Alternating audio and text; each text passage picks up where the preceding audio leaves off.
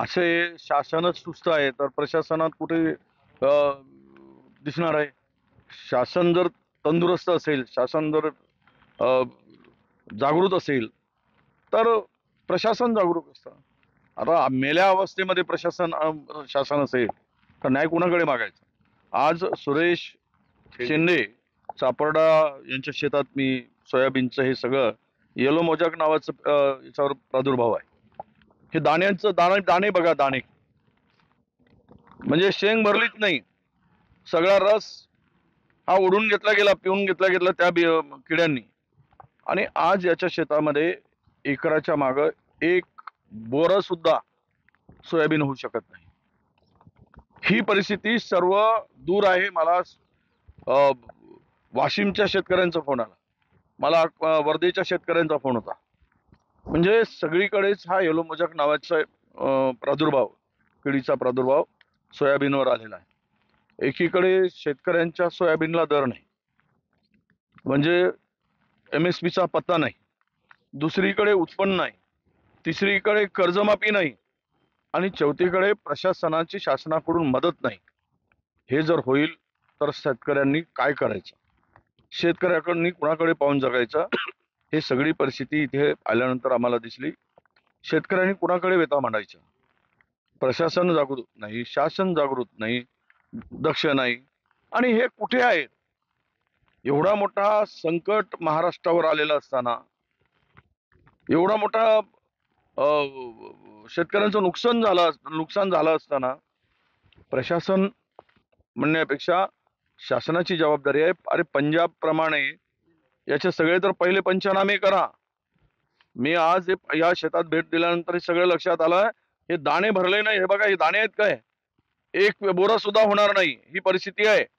म्हणून पंजाब जर राज्य 50,000 रुपये हेक्टरी मदत करू शकते तर या महाराष्ट्र शासनाच्या, महायुतीच्या सरकारच्या हाताला काय लकवा मारलाय? यांच्या हाताला काय झालंय? यांनी का सही करून 50,000 रुपये देत नाहीत? आणि तुम्ही आम्हाला केंद्राकडे बोट दाखवू नका. केंद्राची मदत मिळेल तेव्हा मिळेल, पण सरकारची तिजोरी खाली करा, सगळे बंद करा बाकीचे कामं आणि शेतकऱ्याला वाचवा. महाराष्ट्रात, देशामध्ये महाराष्ट्रात सर्वाधिक शेतकऱ्यांच्या आत्महत्या होतात. आणि हे परिस्थिती पाहिल्यानंतर कर्जमाफीचा पत्ता नाही, खोटारडेपणा करून, फसवणूक करून तुम्ही जनतेची दिशाभूल शेतकऱ्यांची केली. कर्जमाफी देतो म्हणून 1 वर्ष झालं आहे, आज कर्जमाफीचा पत्ता नाही. आणि मंत्री म्हणतायत आम्ही गोट्या खेळतो काय? अरे गोट्या खेळतच बसा ना, दुसरं कामच काय राहिलं तुम्हाला?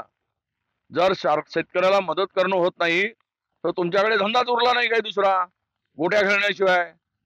ही अशा पद्धतीची उर्मट भाषा. आणि दुसरीकडे मुख्यमंत्री म्हणतात इथे राजकारण करू नका. आता हे सगळं पाहिल्यावर शेतकऱ्यांचा टाहो आणि शेतकऱ्यांचा राग, जर प्रश्न विचारून आम्हाला किती मदत करणार हे जर विचारण्याची भूमिका शेतकऱ्यांनी स्वीकारली तर त्याला असं उत्तर द्यायचं या की तुम्ही आमच्याशी राजकारण करू नका. एक मंत्री म्हणतो की तो दारू पिऊन आहे. म्हणजे शेतकऱ्याला तुम्ही किती खड्ड्यात घालायसाठी त्या खुर्चीवर बसलात हे या ठिकाणी दिसून येत आहे. माझी सरकारला मागणी आहे की त्वरित याचे पंचनामे करा. मी आता जिल्हाधिकाऱ्यांशी पण बोलणार आहे. लवकरात लवकर पंचनामे करून या शेतकऱ्यांना किमान 50,000 रुपये हेक्टरी मदत सोयाबीन शेतकऱ्यांना दिली पाहिजेत. तरच हा शेतकरी या सगळ्या संकटातून थोडे तरी बाहेर निघेल. आणि म्हणून आमचे हात जोडून या सरकारकडे विनंती आहे की तुम्ही सगळं बंद करून आमच्या शेतकऱ्याला वाचवा आणि त्याला भरीव मदत करा. हीच आता आमची मागणी सरकारकडे असणार आहे.